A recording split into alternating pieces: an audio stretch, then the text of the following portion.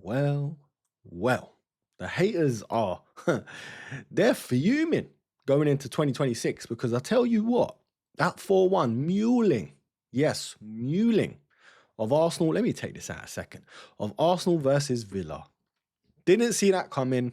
I wanted to see it coming because it started to look like we finally wanted to score goals. We finally started to tick. And could it be Declan Rice holding us back this whole time? I'm joking.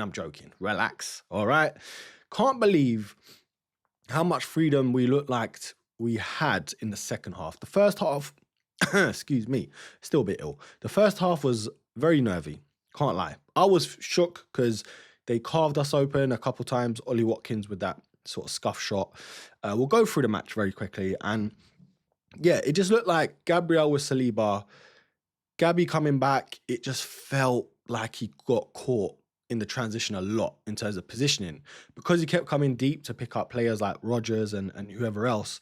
They had a couple chances where I was like, ooh, this might be, if they score first, it might be a different story. But luckily we held out. We were patient. We were disciplined. Kept the ball relatively well. Got a couple chances. Nothing that I can think of where, in my head anyway, that I'm thinking back now. This is the day after. This is around 9 p.m. the day after. New Year's Eve, actually. So happy New Year's to everyone. But yeah, second half though, that's when we came alive and they sort of fell apart. Bear in mind, they were missing two key players, Kamara and Cash. And I felt with Cash being out, we did target the left a lot. Like Leo, Trossard and Nkapie really dominated the left. And it was good. It felt good because as much as I love Saka, he's in my FPL team, really want him to do well, shut up the haters always comparing him to Foden and whoever else that comes on the scene suddenly. It felt good that we mixed it up and we went the left instead of always the right where they're doubling up on Saka. So it kind of threw them off a little bit. But at the same time, I know that they know or knew that because Cash was out, that was always kind of going to happen. And yeah, Onana couldn't live with Marino. Buendia weren't really... Did he even play? I can't remember if he even played. I think he did. But anyway, I'm just going to read off some of the stats. 4-1 Arsenal. Gabriel Magalhaes, of course. Oh, I'm so happy he's back, man. Not just defensively, but going forward and just that robust feel of like reassurance that he's there. The presence, Zubimendi, great goal. We'll talk about Gyökeres in a minute. We will. We'll get there because all I'm going to say, that's exactly the run you should be making, brother. But look, we'll get there. Trossard again, clean strike. Beautiful strike. Right place, right time. Took his chance, ate his dinner. Lovely stuff. And then Jesus, again. Gyökeres. Why? I need to calm down, okay? But look, great goal. Beautiful.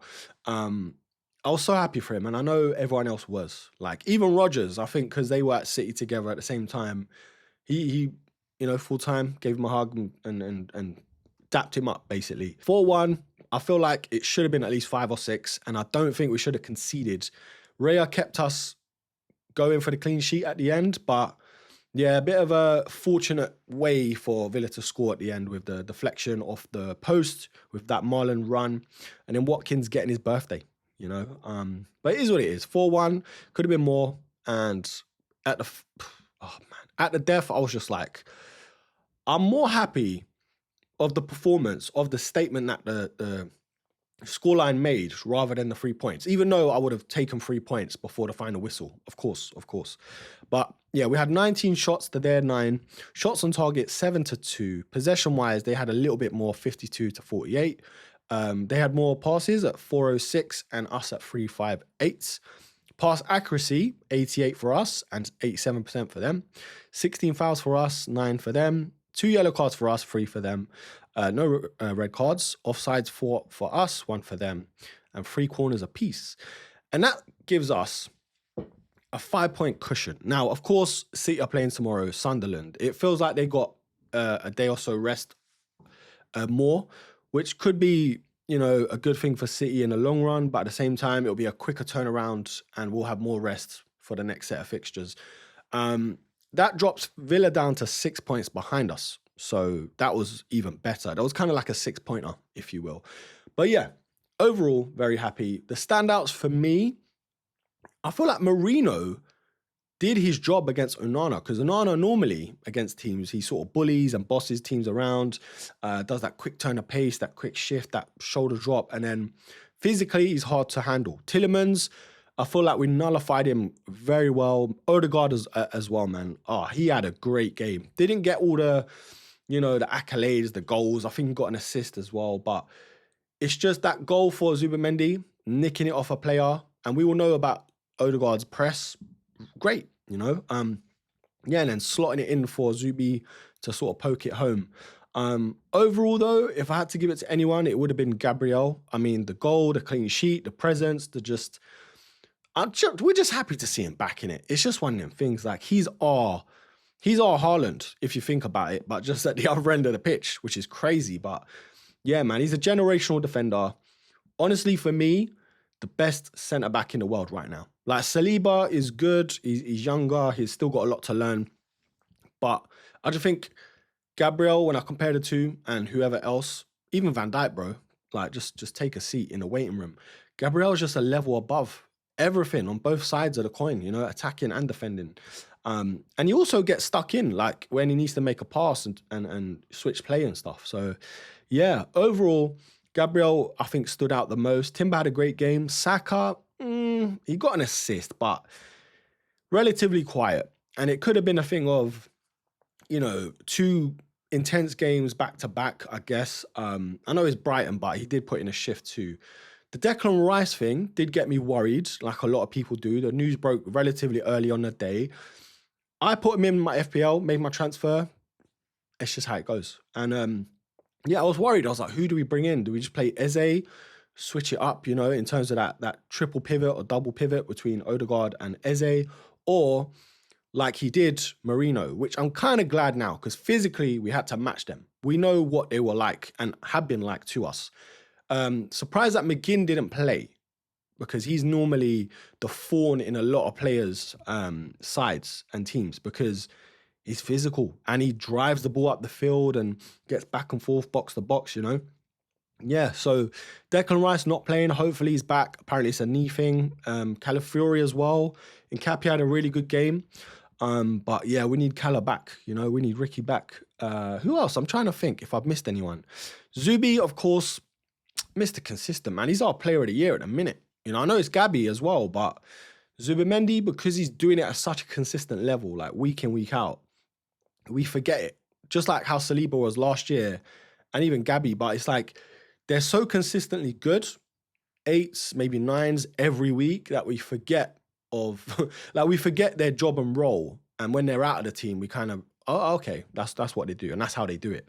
So yeah, all round pretty happy. But the one thing I'm going to nitpick and moan about, we have to, Victor Gyökeres. Brother, I gave you a warning. I tried to offer some help in the last video. Even made a shorts out of it. You need to start pulling your socks up, brother. Won't lie, saw a couple signs where I was like, all right, he's starting to feel like he looks more fluid. He's guessing right in terms of the runs to make and when to receive the ball and come short and deep and, all those things. I saw a couple good signs, just a couple. But the fact that there were so many occasions, bro, I'm looking at him directly when like Odegaard or someone has the ball and he's just watching. He's not even making a darting run or checking the shoulder and just coming short and zapping and leaving the defender behind. He's literally ball watching so much. And I don't know if it's an instruction or it's what Arteta is telling him to do, to stretch the play, to let others come in. And because that's what kind of happened with Zubimendi. He fell in that pocket where Gyökeres should have been to score. But Gyökeres was just running back, pushing back Konsa and whoever else. But there's so many times I just catch him ball watching. And it's just like, bro, as a striker, as a leading man, you're doing your job in terms of stretching the play, letting others come in and do their job. But you need to be gambling, running into the space before they cross the ball and those little things as a striker. Obviously, I only know so much. Yeah, I'm more defensive as a footballer, as a person. But I played striker, bro. I got some good goals for my football team back in the day and school team, you know. But it's just about the runs. You don't even have to be like the fastest. Or look at Marino. He's so like intelligent as a baller when he plays up front.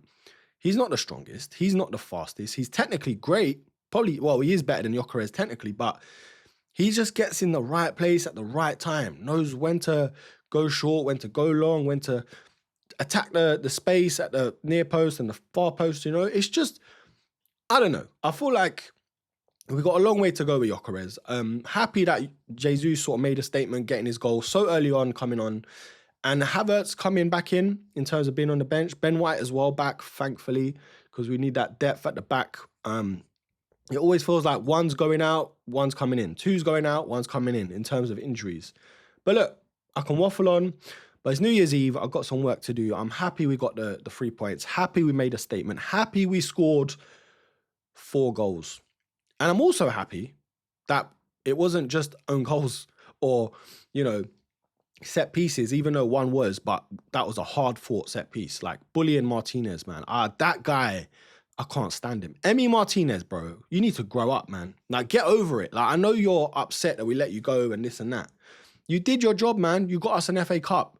You've won the World Cup. Just grow up, man. Grow up. And yeah, Unai Emery at the end, not shaking Arteta's hand. That was a bit disgraceful, you know, really. But look, enjoy your New Year's. Stay safe. Stay happy. Don't do anything I wouldn't do, but don't do anything I would do. It's one of them ones. Hopefully, City do drop points. I'm hoping, I'm praying. Sunderland, hold them to a point. I'll get the 3 points. Xhaka, my brother, do something, please. But yes, anyway, let's all pray for Gyökeres. Let's all just hope 2026 is the year Arsenal Football Club either win both, hopefully, the Champions League, Premier League, or one of the two. You know, we're starving, man. We're starving. Anyway, like, comment, share, subscribe, all that good stuff. Keep it locked. I will be doing some live streams and watch-alongs very soon. And yeah, hopefully the first of many on this channel, because I'm enjoying football content again in terms of making it. So yeah, I've been Erkin, you've been Legends, and yeah, we'll catch you in the next one. Peace.